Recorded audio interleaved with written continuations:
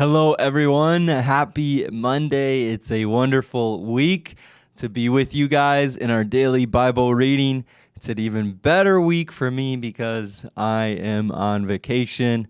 So by the time that you are listening to this, I am probably in Florida having some fun, hopefully. So that's exciting because it's been a really long time since Haley and I have been able to get away. So we are excited, but it is March 22nd. We are going to keep going in our Bible reading. We are kicking off in Numbers chapter 33 here today. So Numbers chapter 33, starting with verse 40. It says, "At that time the Canaanite king of Arad, who lived in the Negev in the land of Canaan, heard that the people of Israel were approaching his land. Meanwhile, the Israelites left Mount Hor and camped at Zalmunna. Then they left Zalmunna and camped at Punon. They left Punon and camped at Oboth. They left Oboth and camped at Abarim on the border of Moab. They left Abarim and camped at Dibon Gad. They left Dibon Gad and camped at Almon Diblathaim. They left Almon Diblathaim and camped in the mountains east of the river near Mount Nebo. They left the mountains east of the river and camped on the plains of Moab beside the Jordan River across from Jericho. Along the Jordan River they camped from Beth Jeshimith as far as the meadows of Acacia on the plains of Moab. While they were camped near the Jordan River on the plains of Moab opposite Jericho, the Lord said to Moses, 'Give the following instructions to the people of Israel. When you cross the Jordan River into the land of Canaan, you must drive out all the people living there. You must destroy all their carved and molten images and demolish all their pagan shrines. Take possession of the land and settle in it, because I have given it to you to occupy. You must distribute the land among the clans by sacred lot in proportion to their size. A larger proportion of the land will be allotted to each of the larger clans, and a smaller proportion will be allotted to each of the smaller clans. The decision of the sacred lot is final. In this way, the portions of land will be divided among your ancestral tribes. But if you fail to drive out all the people who live in the land, those who remain will be like splinters in your eyes and thorns in your sides.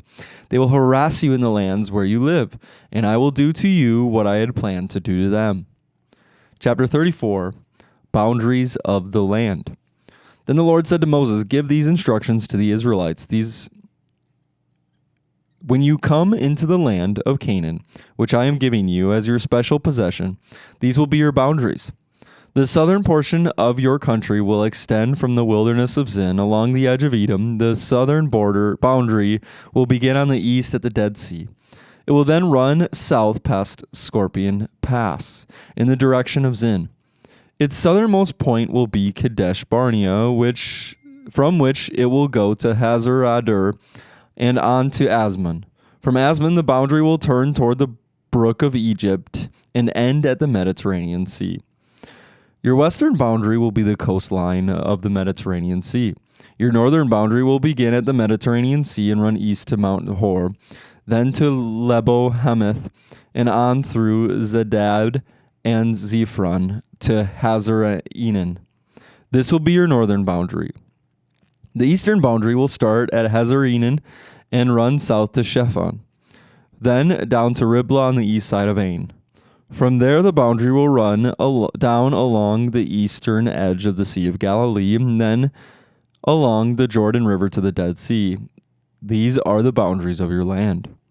Then Moses told the Israelites, "This territory is the homeland you are to divide among yourselves by sacred lot. The Lord has commanded that the land be divided among the 9.5 remaining tribes.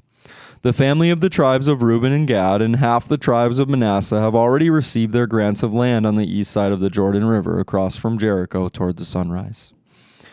Leaders to divide the land. And the Lord said to Moses, "Eleazar the priest and Joshua son of Nun are the men designated to divide the grants of land among the people. Enlist one leader from each tribe to help them with the task. These are the tribes and the names of the leaders. Judah, leader was Caleb, son of Jephunneh. Tribe of Simeon, leader is Shemuel, son of Amihud.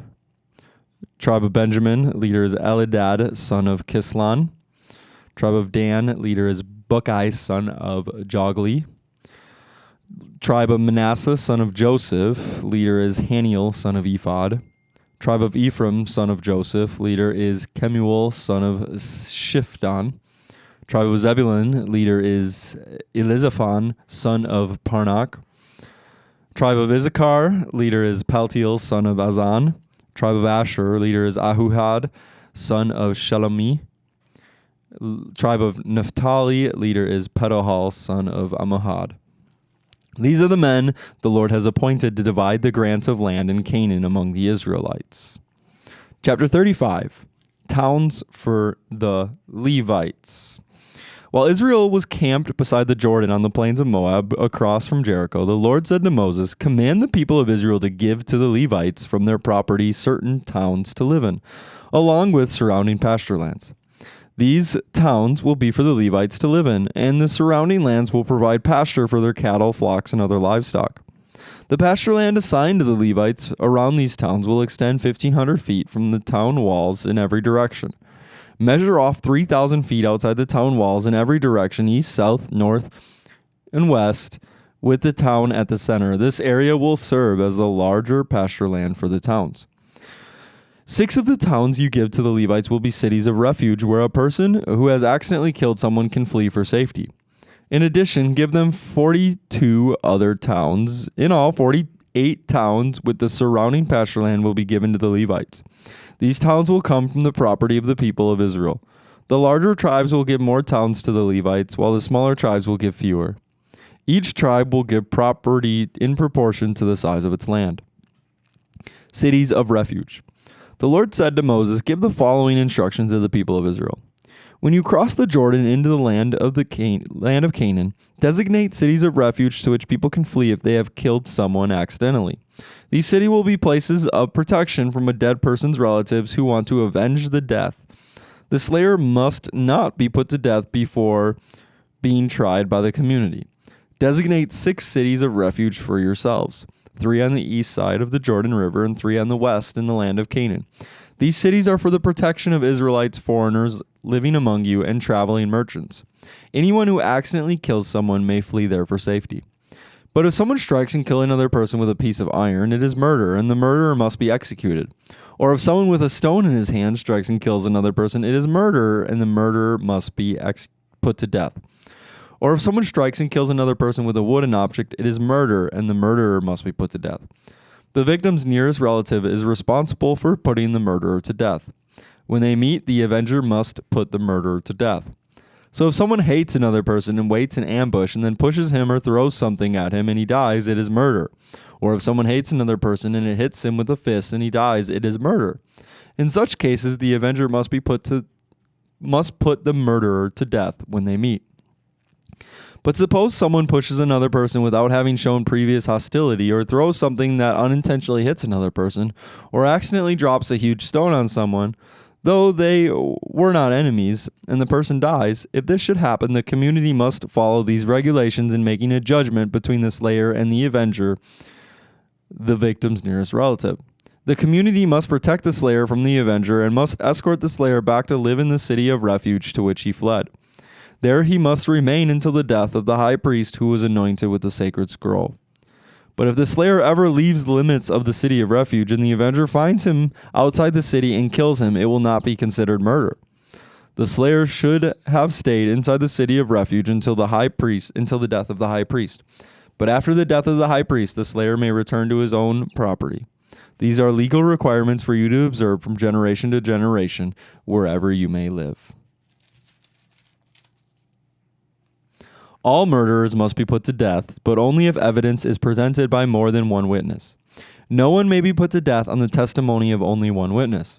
Also, you must never accept a ransom payment for the life of someone judged guilty of murder and subject to execution. Murderers must always be put to death. And never accept a ransom payment from someone who has fled to a city of refuge, allowing a slayer to return to his property before the death of the high priest. This will ensure that the land where you live will not be polluted, for murder pollutes the land, and no sacrifice except the execution of the murderer can purify the land from the murder. You must not defile the land where you live, for I live there myself. I am the Lord who lives among the people of Israel."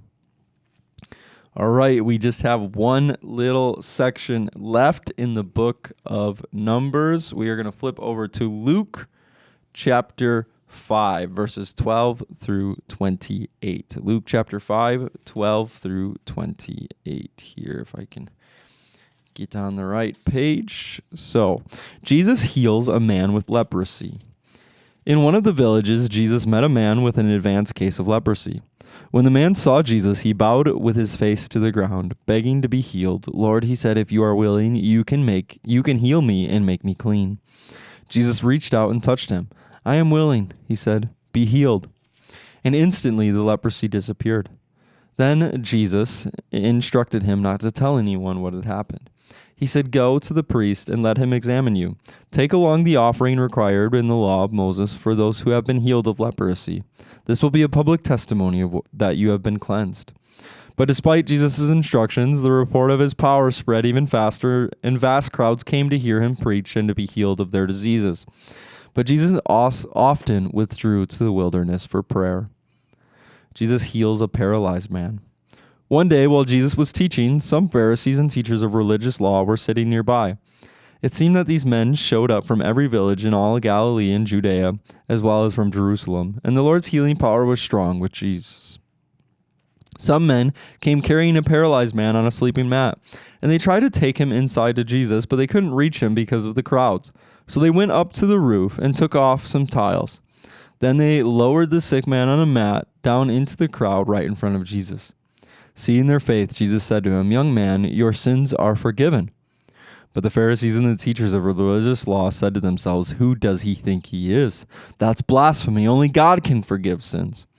Jesus knew what they were thinking, so he asked them, why do you question this in your hearts? Is it easier to say your sins are forgiven or stand up and walk? So I will prove to you that the Son of Man has the authority on earth to forgive sins. Then Jesus turned to the paralyzed man and said, stand up, pick up your mat, and go home. And immediately, as everyone watched, the man jumped up, picked up his mat, and went home praising God. Everyone was gripped with great wonder and awe, and they praised God, exclaiming, we have seen amazing things today. Jesus calls Levi, also known as Matthew.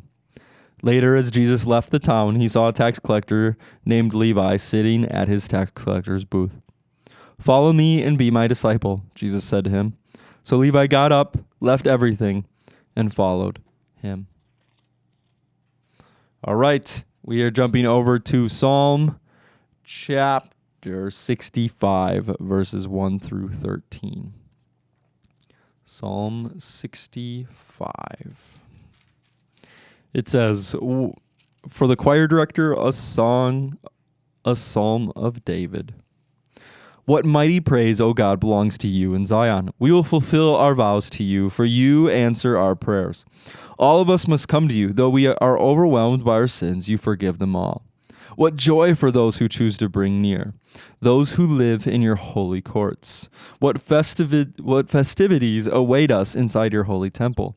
You faithfully answer our prayers with awesome deeds. O God, our Savior, you are the hope of everyone on earth, even those who sail on distant seas.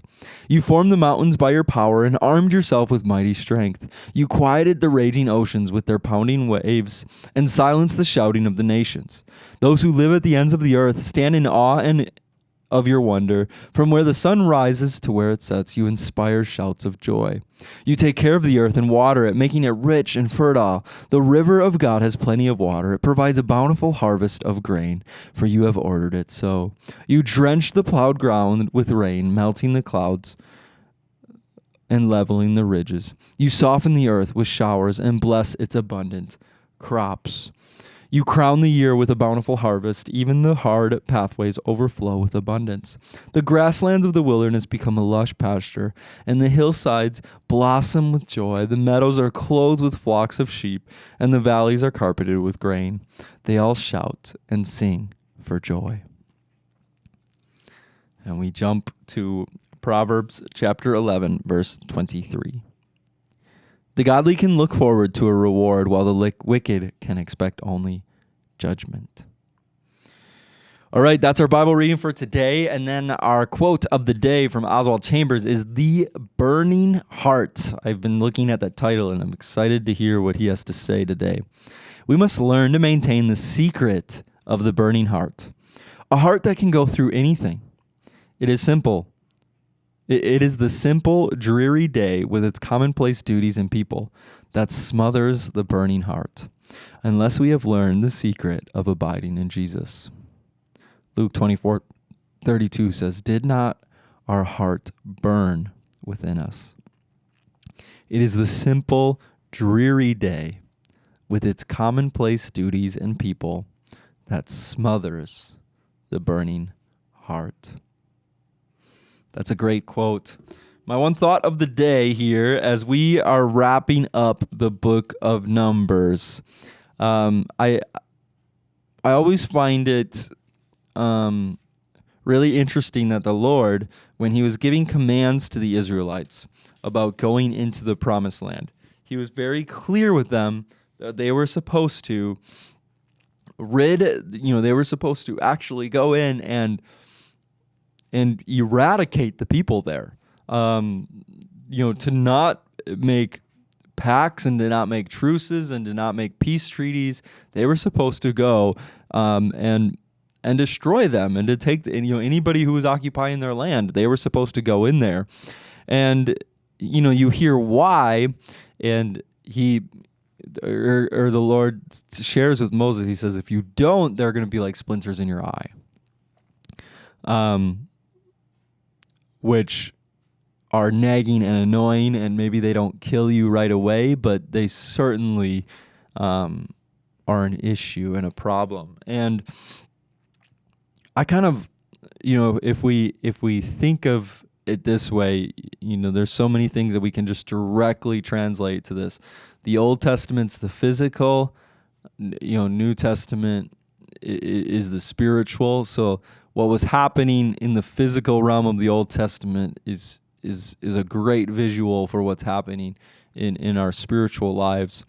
And if we look at the territory of our heart, the Lord says that we should take our whole heart for him, that all of our heart should be his, and anything that is not of him should be eradicated and should be taken out. Yet we like to leave little things. We like to hold on to little things that maybe we're not ready to give up, maybe that we're uncomfortable to give up. We want to hold on to those little things, and they begin to be splinters in our eyes that linger with us, that we can't get out no matter what we do. And we'll continue to read on here of all the Israelites' issues because they didn't obey the commands of the Lord when they entered the promised land. So that's kind of a big deal that we will get to. But that's all I have for today. I'm really excited to be able to do this with you guys. Thank you very much. So let me just pray. Lord, we thank you for who you are. Jesus, you are so good to us. Thank you for your word. Lord, we pray that you bless this week and that everybody has a wonderful Monday and a wonderful week. And in Jesus' name we pray. Amen. We will see you guys tomorrow.